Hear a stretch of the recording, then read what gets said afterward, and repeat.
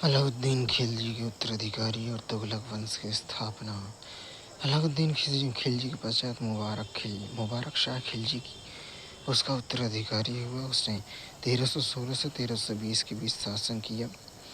उसने देवगिरी के राज्य को जीतकर उसने दक्षिण की ओर विस्तार किया। इस प्रकार उसने अलाउद्दीन खिलजी के द्वारा स्थापित अप्रत्यक्ष नियंत्रण की नीति को उलटकर प्रत्यक्ष नियंत्रण की नीति आरंभ की। उसने अपने को खलीफा भी घोषित किया, परंतु 1320 में वह अपने ही नायक के द्वारा मार दिया गया। उसका नायक खसरो था, जो खुसरो शाह के नाम से दिल्ली पर सुल्तान बन बैठा। हालांकि उसने मुसलमानों का समर्थन प्राप्त करने के लिए बड़ी मात्रा में उलेमाओं और सूफियों को अनुदान दिए, परंतु फिर भी और दिल्ली में अराजकता बनी रही। अंततः 1320 में दीपालपुर के गवर्नर गाजी मलिक ने दिल्ली पर आक्रमण कर खुसरो को मार डाला और फिर उसने गयासुद्दीन तुगलक के नाम से अपने को सुल्तान घोषित कर दिया। गयासुद्दीन तुगलक 1320 से 1325 इसके काल में इसके पुत्र जौना खान ने 1324 तक वारंगल को जीत लिया। भारत में नहर निर्मित करने का पहला श्रेय गयासुद्दीन तुगलक को दिया जाता है। उसने 1325 में बंगाल का अभियान किया। उसका यह अभियान सफल रहा, परंतु जब वह इस अभियान से लौट रहा था तो अचानक उसकी मृत्यु हो गई। मोहम्मद बिन तुगलक, ये कहना कहाँ तक उचित है कि मोहम्मद बिन तुगलक की अद्भुत प्रतिभा की समझ सामान्य बुद्धि से परे है। मोहम्मद बिन तुगलक के व्यक्तित्व को लेकर आरंभ से ही एक प्रकार का विवाद रहा। इसका कारण है समकालीन इतिहास लेखकों की पूर्वाग्रह दृष्टिकोण। ये समकालीन लेखक हैं बरनी, इसामी और इब्न बतूता। इन तीनों का दृष्टिकोण मोहम्मद बिन तुगलक का विरोधी रहा था। अंततः इन्होंने उसके व्यक्तित्व तथा उनकी नीतियों का गलत चित्रण प्रस्तुत किया है। सबसे बढ़कर आधुनिक विद्वानों ने उनके विवरण को ज्यों का त्यों ले लिया। इसलिए मोहम्मद बिन तुगलक के व्यक्तित्व का सही मूल्यांकन नहीं हो सका है। कुछ आधुनिक विद्वानों ने उसे एक पहली विचित्रताओं का मिश्रण तथा एक पागल सुल्तान के रूप में भी चित्रित किया है। परंतु इस विषय पर किसी भी निष्कर्ष पर पहुंचने से पहले उसकी नीति एवं कार्यों की गहराई से छानबीन करने की जरूरत है। व्यक्तिगत प्रतिभा। वह उर्वर सोच से युक्त एक प्रतिभाशाली व्यक्ति था। वह गणित, खगोल शास्त्र, ज्योतिष शास्त्र तथा दर्शन का विद्वान था। उसमें सैनिक प्रतिभा भी कूट कर भरी हुई थी, क्योंकि उसने अपने पिता गाजी मलिक से सैन्य प्रशिक्षण प्राप्त किया था। राजनीतिक क्षेत्र में उसकी अखिल भारतीय सोच थी। उसके द्वारा किए गए राजधानी परिवर्तन को इस संदर्भ में देखा जाना चाहिए। प्रशासनिक क्षेत्र में उसने केंद्रीकरण पर बल दिया। उदाहरण के लिए उसने एकता के स्तर पर मुक्ति एवं बली उल खराज जैसे 2 अधिकारियों की नियुक्ति एक साथ आरंभ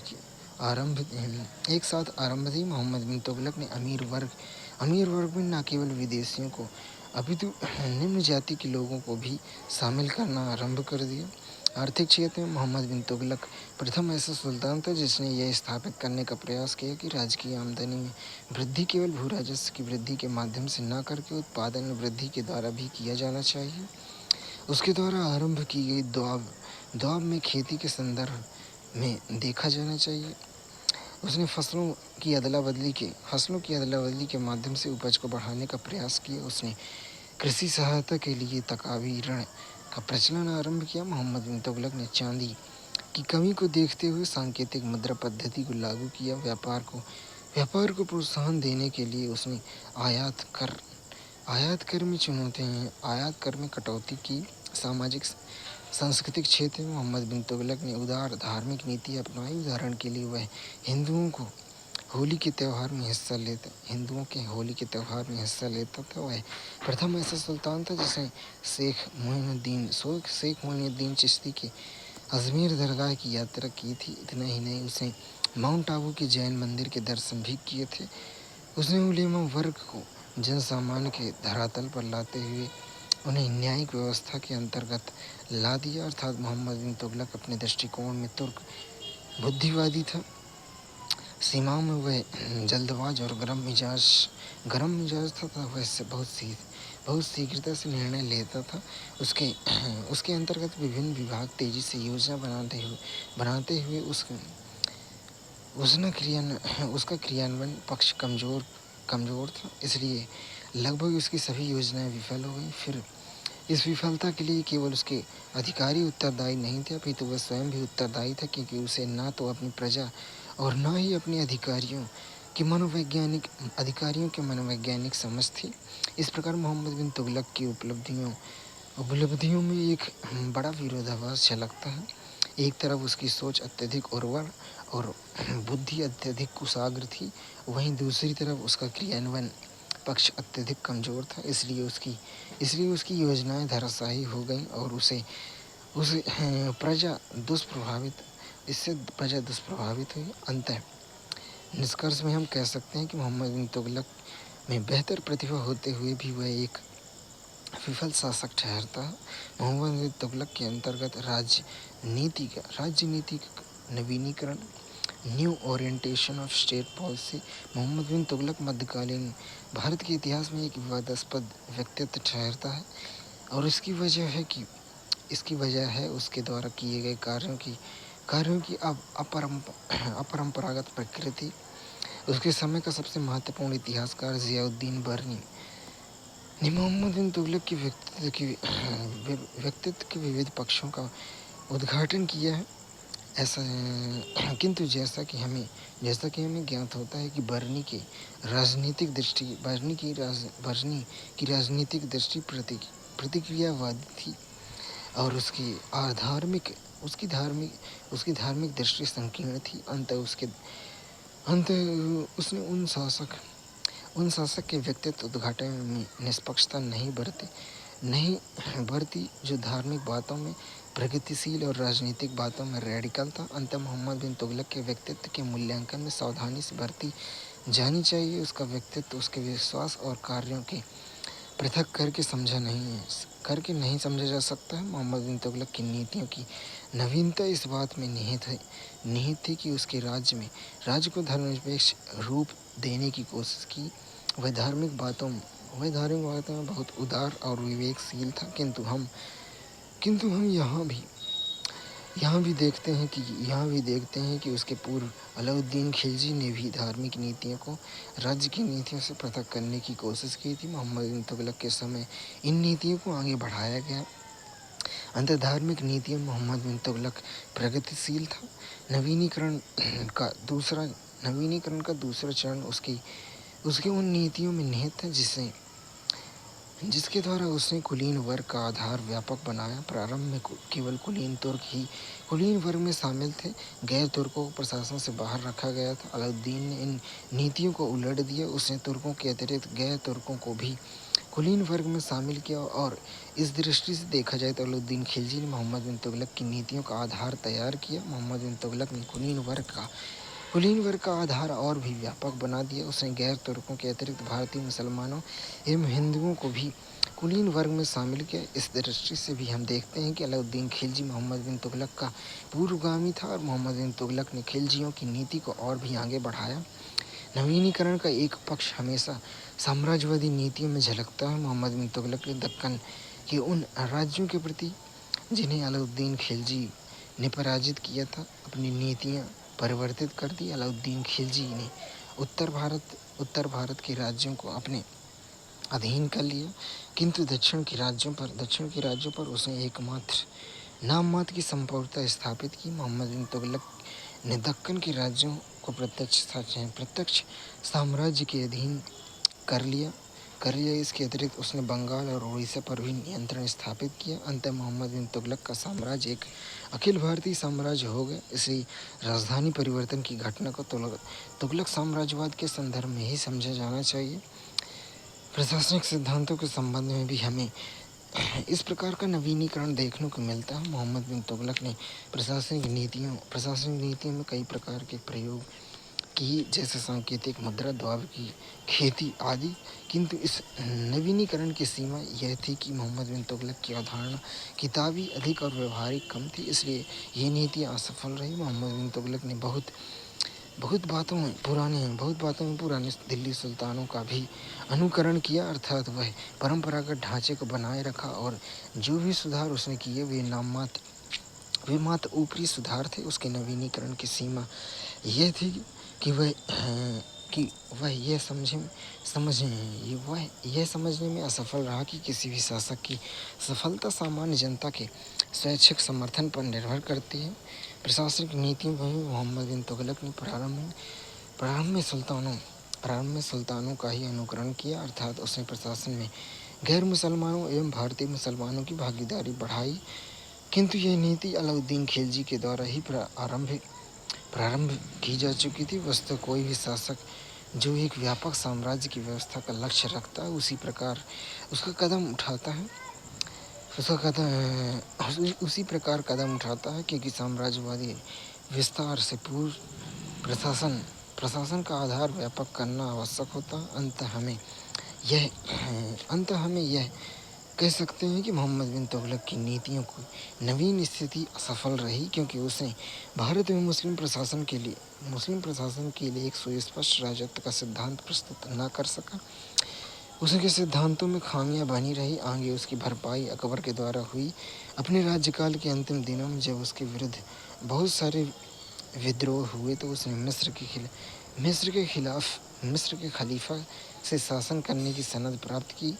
यह इस बात का घोतक है कि वह स्वयं भी एक नवीनीकरण के प्रति सुस्पष्ट नहीं था।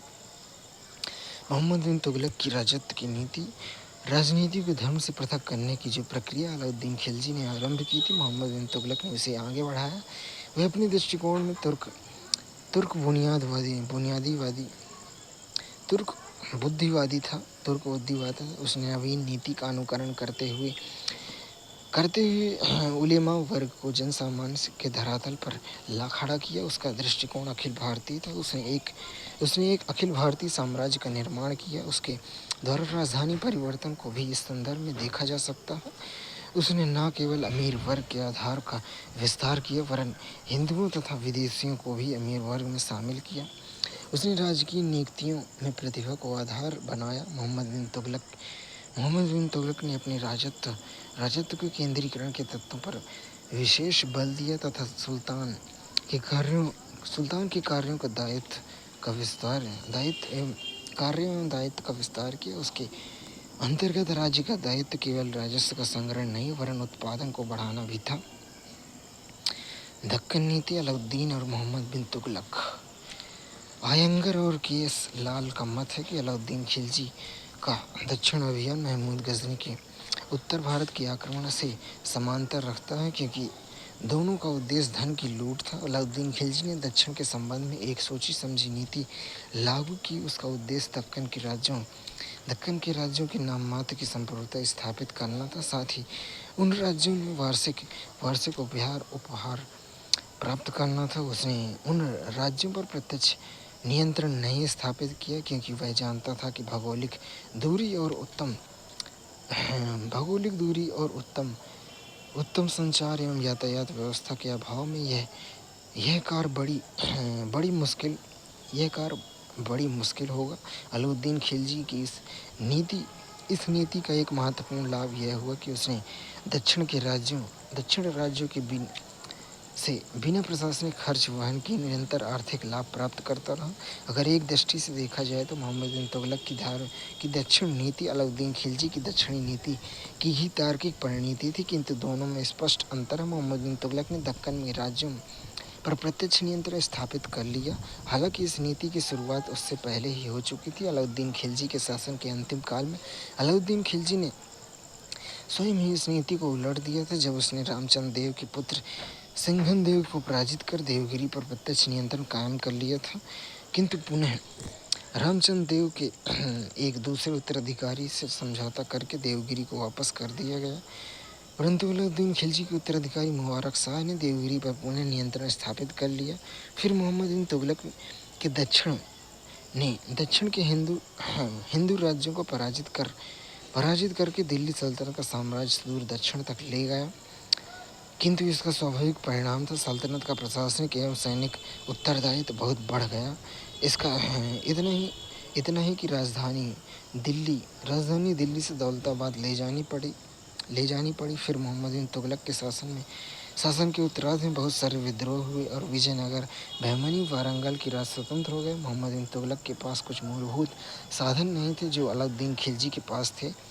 उसके पास मलिक काफूर जैसा कोई सहयोगी नहीं था जो उसकी अनुपस्थिति में दक्षिण के अभियानों को संभालता। परिणाम स्वरूप दक्षिण के विद्रोह को दबाने के लिए मोहम्मद बिन तुगलक को स्वयं दौड़ना पड़ता और अंत में वह थक गया।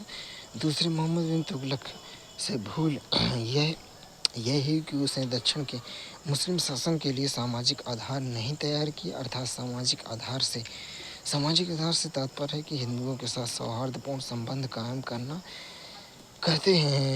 एवं एक बड़ी मुस्लिम जनसंख्या को स्थापित करना। कुल मिलाकर अलाउद्दीन की दक्षिण नीति सफल रही, किंतु मोहम्मद बिन तुगलक की असफल हो गई। मोहम्मद बिन तुगलक की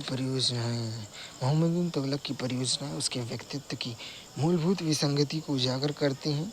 बरनी इसामी इब्न बतूता तथा मसालिक उल औसार के लेखक अल उमरी के लेखन से हमें इन परियोजनाओं के विषय में सूचना मिलती है। यद्यपि समकालीन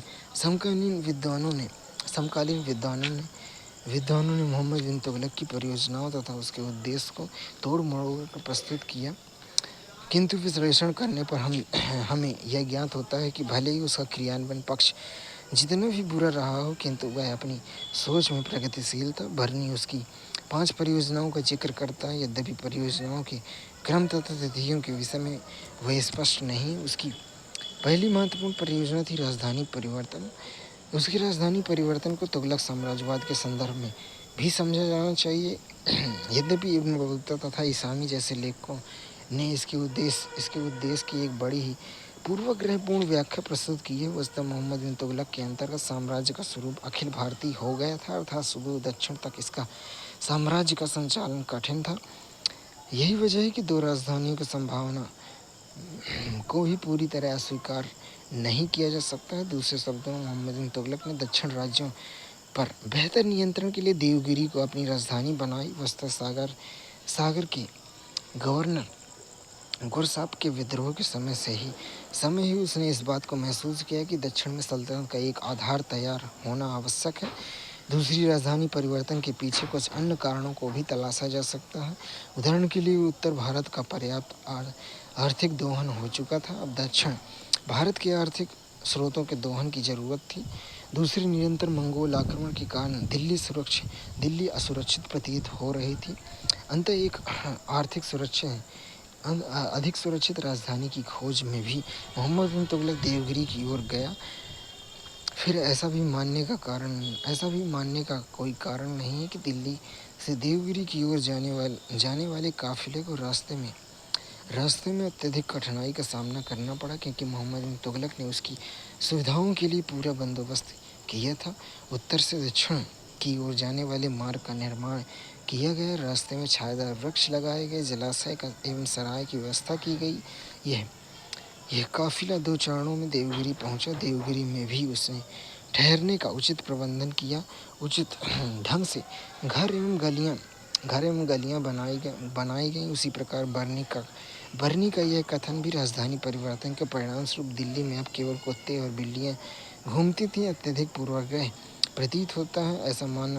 ऐसा मानने का कोई कारण नहीं है कि दिल्ली उजड़ गई क्योंकि दिल्ली से देवगिरी की ओर केवल अमीरों और उलेमाओं को ले जाया गया था, किंतु एक बड़ी हिंदू जनसंख्या वहां मौजूद थी। इसी काल में दिल्ली में 2 संस्कृत के अभिलेख जारी किए गए, किंतु इतना तो माना जा सकता है कि मोहम्मद बिन तुगलक का यह कदम अदूरदर्शितापूर्ण था।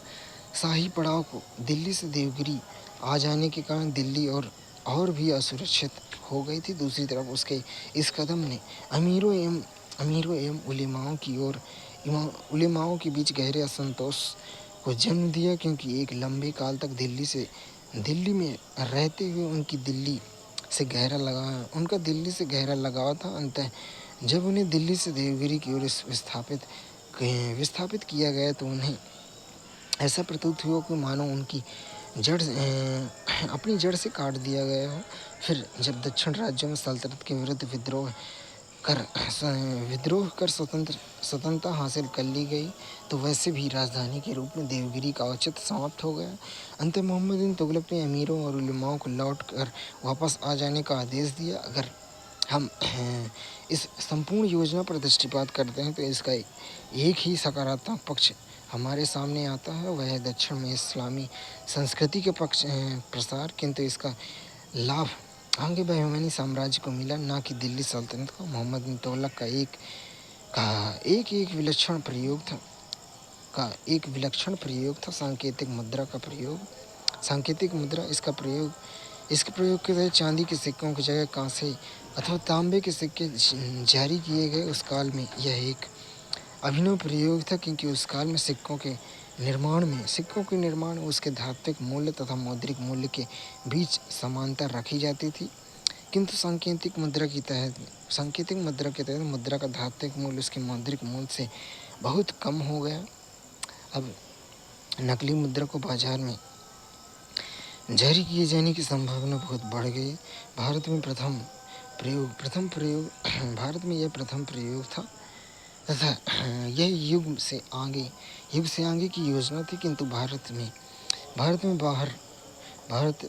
से बाहर चीन में कुबलाई खां तथा ईरान में कायखट्टू के द्वारा यह प्रयोग बहुत पहले ही किया जा चुका था। फिर मोहम्मद बिन तुगलक ने इस कदम को उसके सनकीपन का नतीजा नहीं माना जा सकता है। उसने सोची समझी योजना के तहत यह कदम उठाया था। उस काल में विश्व स्तर पर चांदी की कमी पड़ गई थी, तो ऐसा संभव है कि उसने चांदी को बुलियन के रूप में सुरक्षित रखना चाहा। उसके अतिरिक्त जैसा कि हमें यह ज्ञात होता है कि खुरासान अभियान के लिए एक बड़ी सेना गठित की थी तथा इन सैनिकों को वेतन देने के लिए बड़ी संख्या में मुद्रा की जरूरत थी। साथ ही मोहम्मद बिन तुगलक ने अपने साम्राज्य में भू राजस्व की नगद वसूली पर बल दिया गया। इस कार्य के लिए भी बड़ी संख्या में मुद्रा की जरूरत थी। किंतु जैसे कि उसकी अन्य योजनाओं में भी देखा गया है कि उसका क्रियान्वयन पक्ष दोषपूर्ण रहा। यही वजह है कि उसकी योजना विफल हो गई। इससे पूर्व जब कुबलाई खां ने चीन में कागज की मुद्रा का प्रयोग किया था, तो उसने एक विशेष प्रकार की रोशनाई का उपयोग किया ताकि उन मुद्राओं की नकल नहीं की जा सके। किंतु मोहम्मद बिन तुगलक ने इस प्रकार की सावधानी नहीं बरती। उसने मुद्रा की पहचान के लिए किसी विशेष चिन्ह का प्रयोग नहीं किया। अंत बड़ी संख्या में नकली मुद्रा बाजार में आने लगी और फिर नकली मुद्रा ने ग्रेशम लॉ के अनुसार अपनी असली मुद्रा को बाजार से बाहर कर दिया। अंत में मोहम्मद बिन तुगलक ने इस योजना को विफल घोषित कर दिया और लोगों के लिए मुआवजा की व्यवस्था की। मोहम्मद बिन तुगलक की विवादास्पद योजनाओं में एक महत्वपूर्ण योजना थी खुरासान योजना। यद्यपि समकालीन विद्वानों ने मोहम्मद बिन तुगलक की इस योजना को एक अत्यधिक कल्पनाशील मस्तिष्क की उपज तथा अत्याधुनिक सोच का नतीजा मानकर खारिज कर दिया, किंतु गौर से देखने पर यह ज्ञात होता है कि मोहम्मद बिन तुगलक की यह योजना तत्कालीन परिस्थितियों की उपज थी। वास्तव मंगोल शक्ति के पतन के कारण मध्य एशिया तथा पश्चिम एशिया में एक राजनीतिक शून्य की स्थिति उत्पन्न हो गई थी। मोहम्मद बिन तुगलक ने इस खालीपन को भरने का प्रयास किया। फिर उसका यह कदम इसलिए भी अतार्किक नहीं माना जा सकता है क्योंकि निरंतर मंगोल आक्रमण से उत्तर पश्चिम का क्षेत्र असुरक्षित रहा। अंततः मोहम्मद बिन तुगलक ने पश्चिम एशिया की राजनीति में सक्रिय भागीदारी निभाकर सल्तनत की उत्तर पश्चिम की सीमा को भविष्य में भी सुरक्षित करना चाहा, इसलिए ऐसा मान सकते हैं कि उसकी योजना गलत नहीं थी। अगर कुछ गलत था तो उसका क्रियान्वयन, उसके निर्णय लेने में अत्यधिक जल्दबाजी दिखाई। शीघ्रता से 3,70,000 सैनिकों की एक बड़ी सेना गठित कर दी। साथ ही उन सैनिकों को 1 वर्ष की अग्रिम राशि वेतन के रूप में प्रदान कर दी। किंतु तभी पश्चिम एशिया एवं मध्य एशिया की राजनीति में परिवर्तन आया, जिसके कारण उसकी योजना खटाई में पड़ गई। फिर उसके सैनिकों को मुअल्लत कर दिया। अंततः उसके दो नकारात्मक प्रभाव सामने आए। प्रथम, खजाने पर आर्थिक अधिभार बढ़ गया। दूसरा, खुरासान योजना में मुअत्तल सैनिक अधिकतर दोआब से आए थे। अंत इन क्षुब्ध सैनिकों ने दोआब में विद्रोह को प्रोत्साहन देने में अहम भूमिका निभाई। मोहम्मद बिन तुगलक की एक महत्वपूर्ण योजना थी दोआब में खेती तथा दोआब में करारोपण। दोआब में खेती उसकी एक प्रगतिशील योजना थी, जिसका उद्देश्य था सस्यावर्तन की रोटेशन ऑफ क्रॉप्स की पद्धति के माध्यम से उत्पादन को प्रोत्साहन देना।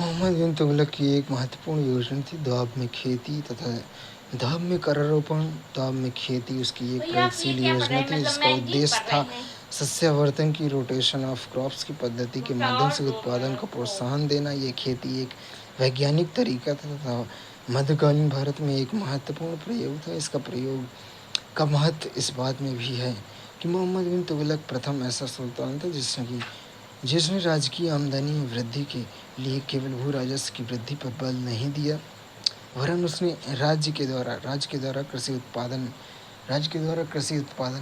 के प्रोत्साहन पर भी स्पष्ट बल दिया। उसने इससे पूर्व अलाउद्दीन खिलजी ने भू राजस्व सुधार के बावजूद भी कृषि उत्पादन को किसी प्रकार का प्रोत्साहन नहीं दिया था। मोहम्मद बिन तुगलक ने दोआब क्षेत्र में लगभग 7 वर्ग मील क्षेत्र में प्रगतिशील कृषि की योजना रखी। फिर उसने किसानों के लिए तकावी ऋण की व्यवस्था की। किंतु अधिकारियों के भ्रष्टाचार और उचित निरीक्षण के अभाव में यह योजना विफल हो गई। किंतु उसकी विफलता के बावजूद यह योजना इस बात में महत्वपूर्ण है कि परवर्ती काल में शासकों ने भी राज्य की आमदनी में वृद्धि के लिए कृषि उत्पादन को प्रोत्साहन देना आवश्यक समझा। उदाहरण के रूप में हम शेरशाह और अकबर जैसे शासकों को ले सकते हैं। बताया जाता है कि मोहम्मद बिन तुगलक ने दोआब क्षेत्र में भू राजस्व की राशि को बढ़ाकर कुल उत्पादन का 50% कर दिया। यद्यपि उसका यह कदम अपरंपरागत नहीं था, क्योंकि उससे पहले सैयद अलाउद्दीन खिलजी भी उस दर से भू राजस्व की वसूली कर चुका था। फिर भी उसके विरुद्ध विद्रोह और प्रतिक्रिया के निम्नलिखित कारण थे। प्रथम उस समय दोआब में अकाल की स्थिति। दूसरे, मोहम्मद बिन तुगलक ने भू राजस्व की आकलन का गलत तरीका था। तीसरा, खुरासान अभियान से मुअत्तल सैनिकों ने भी इस असंतोष को जागृत करने में महत्वपूर्ण भूमिका निभाई। मोहम्मद बिन तुगलक के विफल योजनाओं में एक योजना थी कराचिल अभियान। इस कराचिल क्षेत्र में वास्तविक भौगोलिक स्थिति स्पष्ट नहीं है। कभी इसकी पहचान कुमायूं के क्षेत्र में से की जाती है तो कहीं कांगड़ा क्षेत्र से। वैसे संभवतः यह भारत और तिब्बत के बीच का एक बफर क्षेत्र है। अंततः भारत की सीमा को सुरक्षित करने के लिए इस पर नियंत्रण आवश्यक था। इस पर नियंत्रण के लिए खुसरो मालिक के अंतर्गत 10,000 सैनिकों की एक सेना भेजी गई, किंतु खुसरो मलिक की सामरिक भूलों के कारण यह लगभग पूरी सेना नष्ट हो गई। इस प्रकार लगभग उसके सभी प्रयोग विफल हो गए और उच्च आशाओं से प्रवर्तित होने के बावजूद भी उसके ये प्रयोग दुखद भूल विद्ध विद्ध हुए। इसके प्रभाव का मूल्यांकन केवल जनधन की हानि के परिप्रेक्ष्य में नहीं किया जाना चाहिए, अपितु इन प्रयोगों की विफलता के कारण पूरी पद्धति में लोगों का विश्वास डगमगाने लगा। यह भी एक वजह है कि मोहम्मद बिन तुगलक के शासनकाल के उत्तरार्ध में इतने सारे विद्रोह हुए। सांकेतिक मुद्रा मोहम्मद बिन तुगलक के द्वारा लागू की गई सांकेतिक मुद्रा उसके व्यक्तित्व को मूलभूत विरोधाभास को उजागर करती है। अर्थात उसकी सोच अत्यधिक प्रगतिशील थी, किंतु उसका क्रियान्वयन पक्ष उतना ही कमजोर।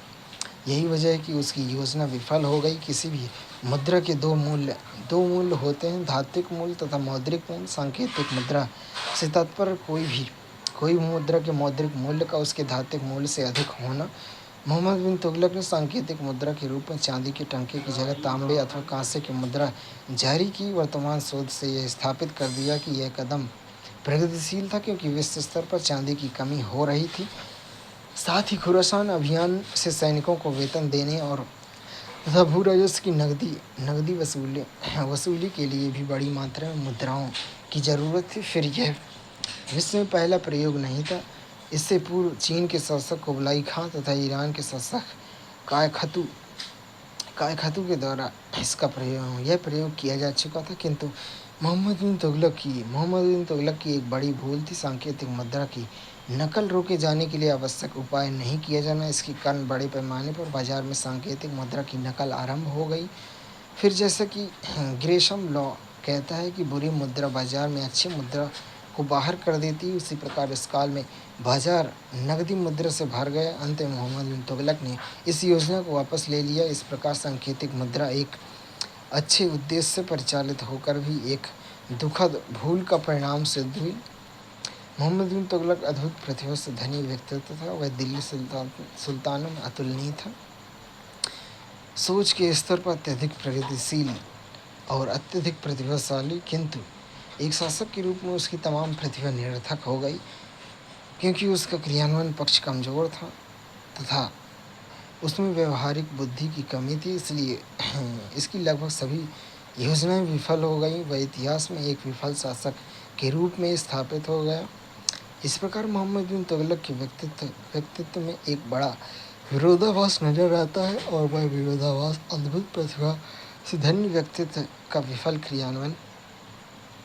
मोहम्मद बिन तुगलक भारतीय इतिहास में एक विफल शासक के रूप में जाना जाता है, लेकिन उसका शासनकाल महज एक विफलता की कहानी नहीं। उपयुक्त कथन के प्रकाश में मोहम्मद बिन तुगलक की उपलब्धियों का मूल्यांकन। मोहम्मद बिन तुगलक भारतीय इतिहास में एक असफल शासक के रूप में जाना जाता है। जैसे कि हम देखते हैं कि वह अपने साम्राज्य की एकता और अखंडता को अक्षुण्ण नहीं रख सका। उसके जीवन काल में ही उसके साम्राज्य की एकता और अखंडता छिन्न भिन्न हो गई। फिर उसके प्रयोगों की विफलता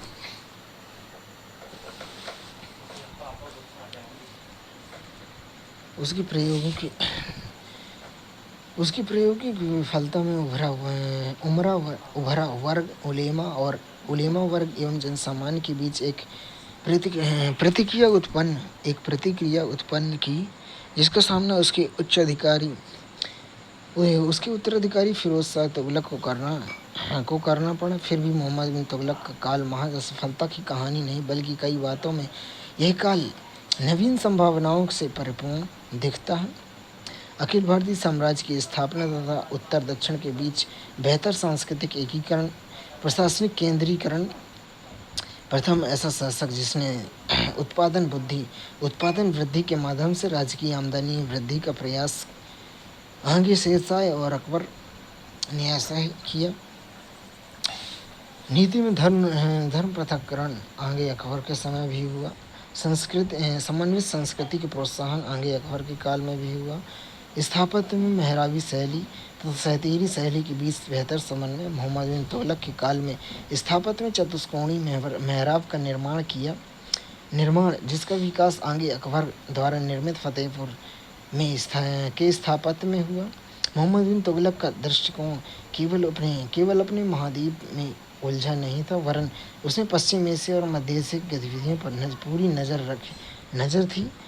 आगे हम यह तथ्य मुग़ल शासकों में भी पाते हैं। मोहम्मद बिन तुगलक दिल्ली सल्तनत की अखंडता की शुरुआत के लिए कहाँ तक उत्तरदायी था, इसकी व्याख्या देखें तो मध्यकालीन भारत के इतिहास में मोहम्मद बिन तुगलक एक ऐसे शासक के रूप में उभरता है जो विचित्रताओं का मिश्रण था। एक तरफ जहाँ राजनीतिक एवं आर्थिक क्षेत्र में उसके कुछ निर्णय एक बेहतर से बेहतर प्रशासक, कूटनीतिक और आर्थिक विश्लेषज्ञ को हतप्रभ कर देते हैं, वहीं उसके कुछ अन्य निर्णय एक शासक के रूप में उसकी पूरी योग्यता पर ही प्रश्न चिन्ह लगा देते हैं। वह अद्भुत प्रतिभा का धनी था, किंतु वह स्वयं ही अपनी असफलताओं के लिए उत्तरदायी हुआ।